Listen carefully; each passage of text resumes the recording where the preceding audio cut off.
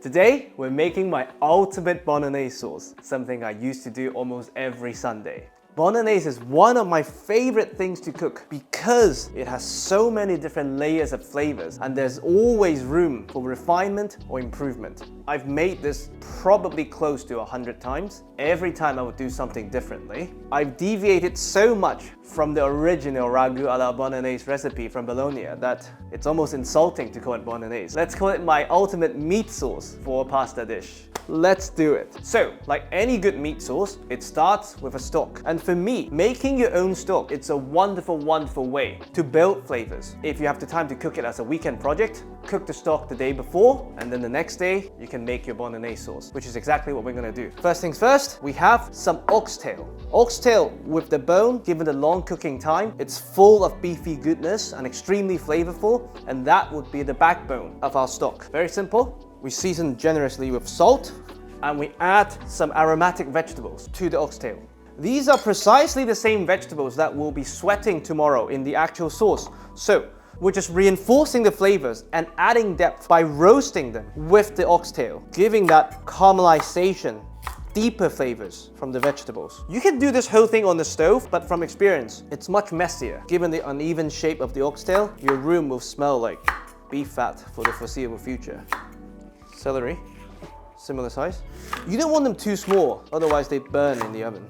Onion. I wouldn't add the garlic at this stage, just because the garlic has a lot more sugar content. It burns much more easily than the rest. By roasting the oxtail before making the stock, we're attempting to cause what's called the Maillard reaction. Protein with high heat, which is exactly what's going to make the meat taste meaty. And it's the same reason why we're going to brown our mince tomorrow, building flavors every step of the way. Which is the whole point of a meat sauce, because all recipes, they use similar ingredients. It's how you get the most out of your ingredients, how you build flavors that differentiates each recipe's. Bit of oil to just help them get started. Doesn't matter what oil. When you're making a sauce, extra virgin olive oil is the waste of money. You will never be able to detect it in the final product, and it's a way costlier product. You want the oxtail to be on top of the veg, because you want them to brown the most. Almost one layer. This whole thing goes into a preheated oven at 200 degrees Celsius, close to the top shelf. And you want to cook it until the oxtail is very well browned.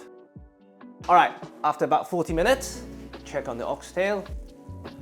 Beautiful. This is the kind of browning I'm talking about. A ton of Maillard reaction, a ton of flavors that we're building here before we even start cooking the actual sauce. Wonderful.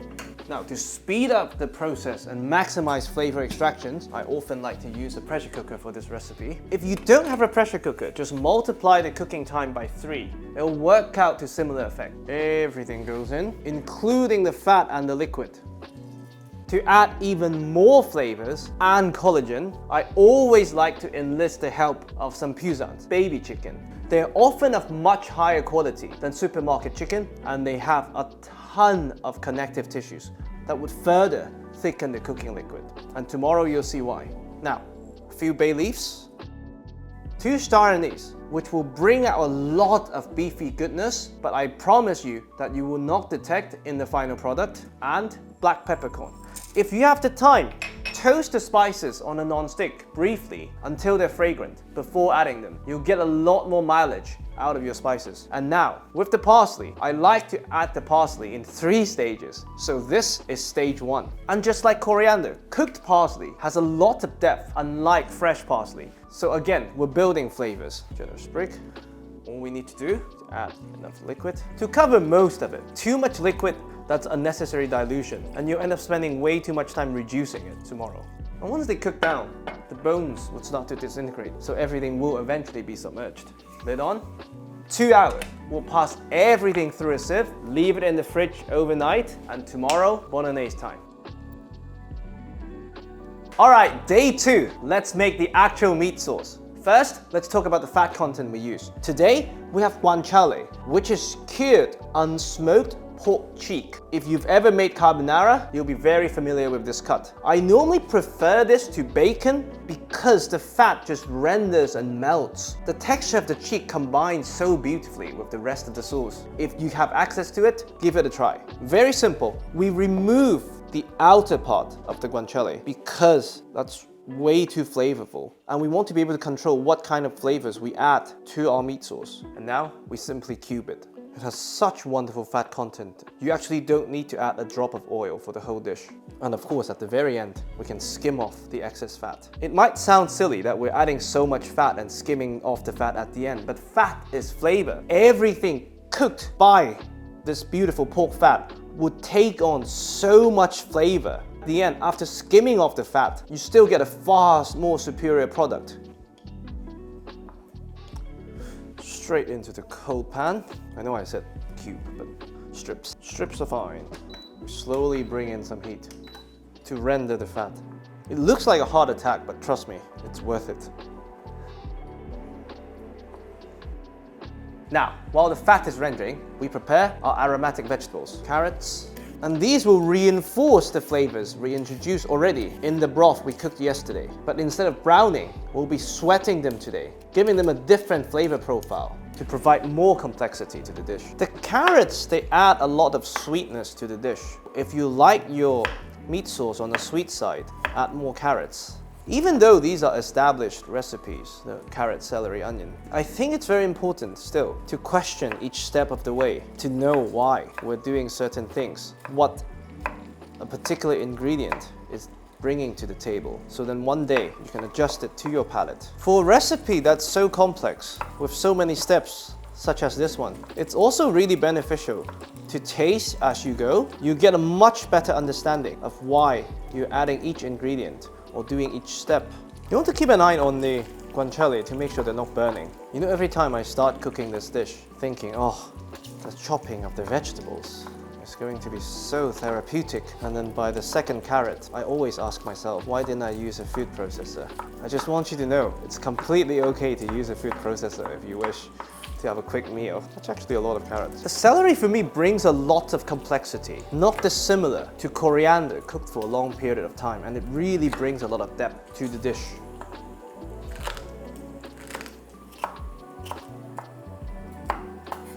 Once the guanciale has rendered out enough fat, before they start to burn, we cook as we prep. So whatever that's been minced, they go in now.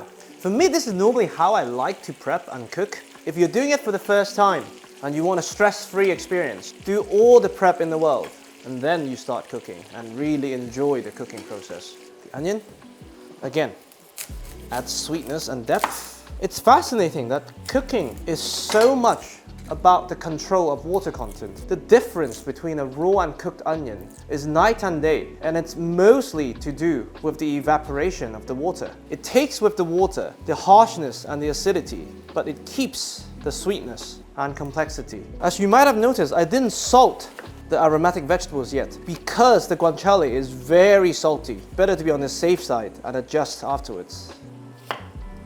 Perfect. Mix and cook with gentle heat to evaporate all the water content from the different aromatic vegetables to concentrate their flavors, bring out the sweetness, the complexity for the dish. Like I said many times earlier, any long braising dishes is about building flavors along the way. With this variety of ingredients, we have so many opportunities to build flavors for this dish that I would like to take with open arms.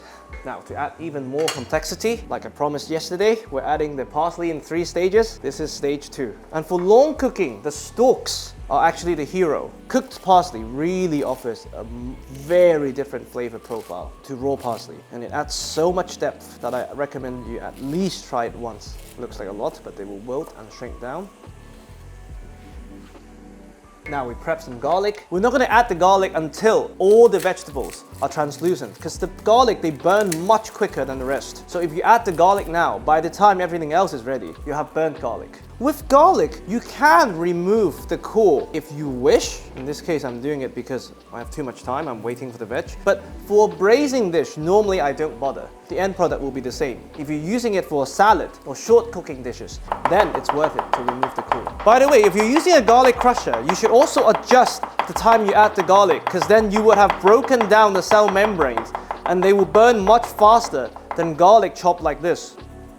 Once I've done all my prep and I know I can man the stove, you can afford to increase the heat by a tiny bit to speed up the evaporation. But I mean, even now the guanciale has almost disappeared. Imagine after 3 hours, you'll not even detect them in terms of texture.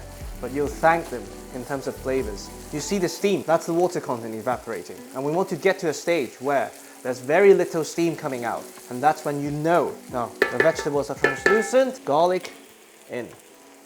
If you're using a crusher, I will wait till the last minute before you add the meat. You see why this is a fun recipe? Each step, they take so long. Each step only makes the dish marginally better.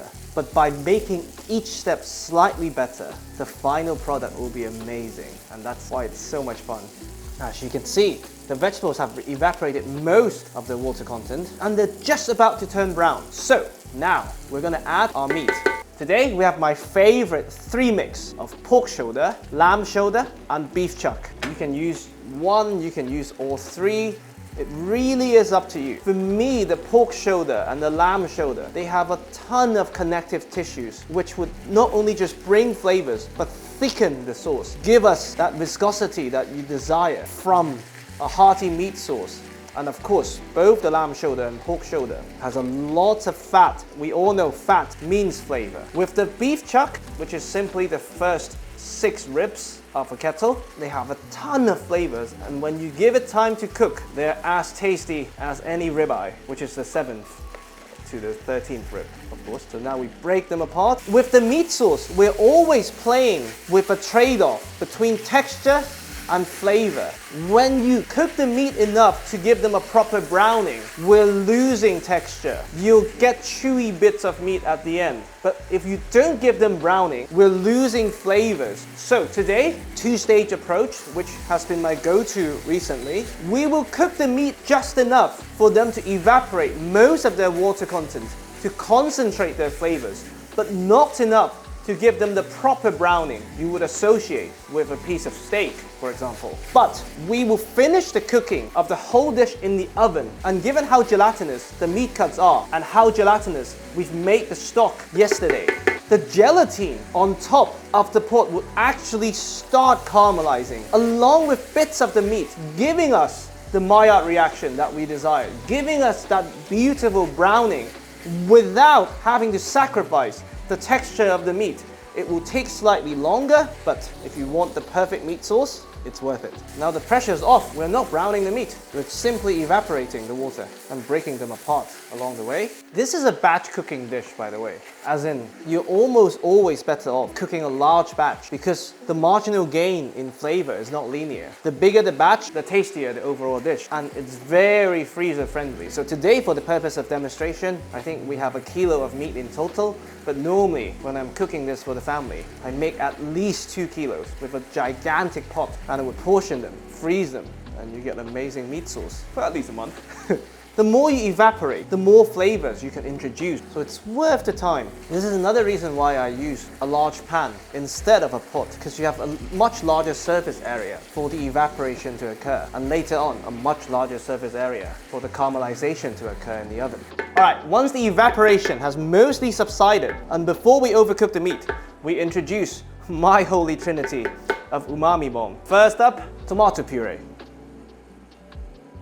And the tomato puree, you really want to cook them out a bit to remove the harshness of the tomato. Now, next up, my personal favorite, salted anchovy puree. You can find this in most Italian stores. If not, you can just buy salted anchovies and mince them. This adds so much umami to the dish, making it way more savory, bringing out the beautiful meaty flavors from the meat. And I promise you this, it will not taste fishy. Have you ever been to a Japanese ramen shop and had pork tonkotsu or any kind of ramen? Chances are they were cooked with a Japanese dashi made from dried, shaved tuna. But no one has ever walked away from a ramen joint saying, oh my god, my ramen's too fishy. So please trust me on this and give it at least 1 try. Third umami bomb, and this is really gonna start to piss off the remainder of the Italian grandmothers still watching this video.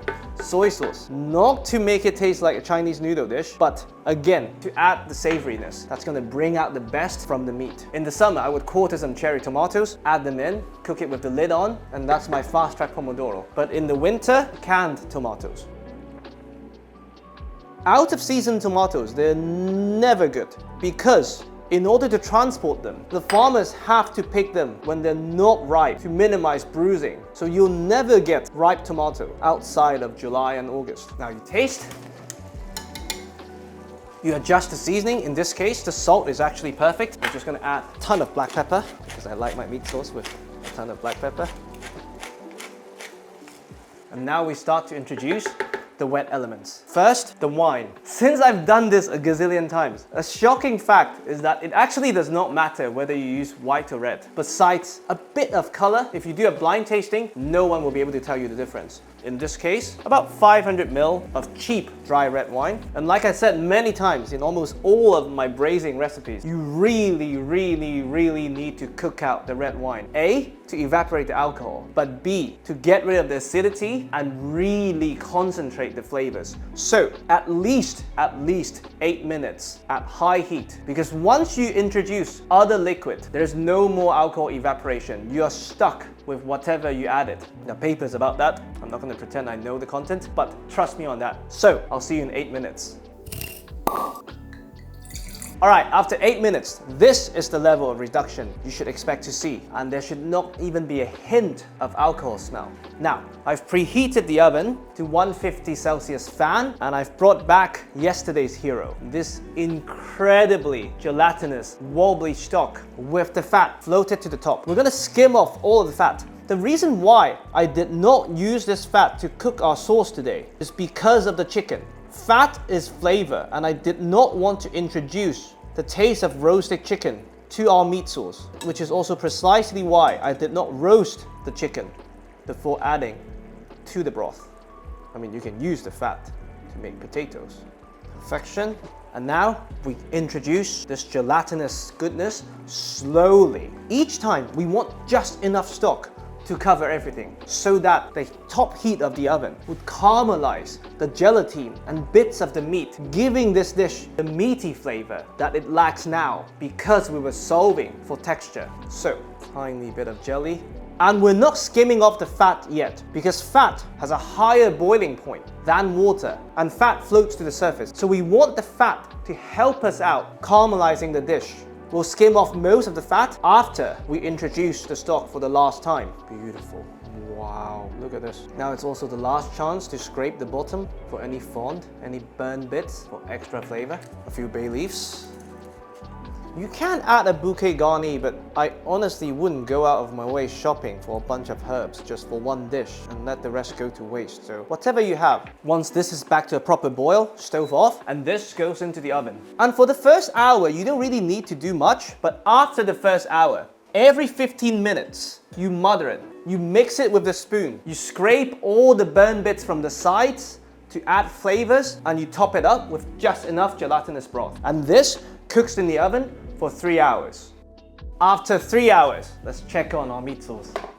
Look at this. The fat has been caramelizing bits of the meat and most of the gelatin that floated to the top, giving us this wonderful, wonderful color. Now, just some finishing touches.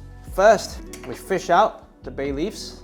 Bay leaves, they're really unsung heroes. When they're just fresh, there's an illusion that they taste like nothing. But after cooking it for about 30 minutes, you start to really see the difference. And now, as promised, we're going to skim off that beautiful guanciale fat and thank it for the service along with all the fat that has rendered out from the meat. The easiest way to do this is to leave it overnight in the fridge, but let's face it, this is already day 2, so let's do it right now. You bring some heat back to the dish, you add a tiny bit more stock just to give space for the fat to float to the top. That's plenty. As you can see, once it starts to boil, the fat's pushed to the edges, making the skimming much easier. And they've really imparted all the flavors by sweating the vegetables, by cooking the meat, by browning the gelatin. Of course, once you've skimmed everything off, you can decide how much you want to add back in, but it's good to have that control. 2 last optional steps to finish the dish. 1, to add a bit of creaminess in absence of adding cream. I'm going to blitz a tiny bit of the meat sauce to give it this wonderful, wonderful creamy texture. So I'm just going to literally take 4 good ladles of this, let it cool a bit. And even though I tried my best to scrape the sides for these wonderful, wonderful burn bits, there's still some I couldn't scrape. So to extract that, it's very, very simple. All we need to do, put the lid on, let its own steam those tough bits for about 3 to 4 minutes, and then will extract those wonderful flavors. In the meantime, tiny bit of salt just to cool down the liquid before we blitz so that it doesn't explode. Brilliant. See you in 3 minutes. After about 3 minutes, hope the steam has done its magic and we scrape. Perfect. And these are flavors. Oh yeah. It makes washing easier later on, by the way, so don't skip this. You'll pay for it later anyway. Perfect. Now, before we add the blitz bit, we make sure to lower the heat, because once you add that, the whole thing burns much quicker. Be careful when you open, it's gonna explode, but oh, just smell. Just like cream. Mix everything together. Just want to bring it back to the boil, and then that's it. You taste and you adjust the seasoning. In this case, it's perfect. And this is ready to be portioned, to go in the fridge, to go in the freezer, to go directly with some pasta right away. There are tons of video of me demonstrating how I like to cook the pasta in the sauce. I'm not going to bore you with that. I'm going to keep this and wait for my girls to come home. It's perfect. It really is perfect. I mean, look at this. This is my ultimate Bolognese sauce. I really, really hope you enjoy. Oh, and please serve it with Parmesan cheese and the 3rd edition of parsley.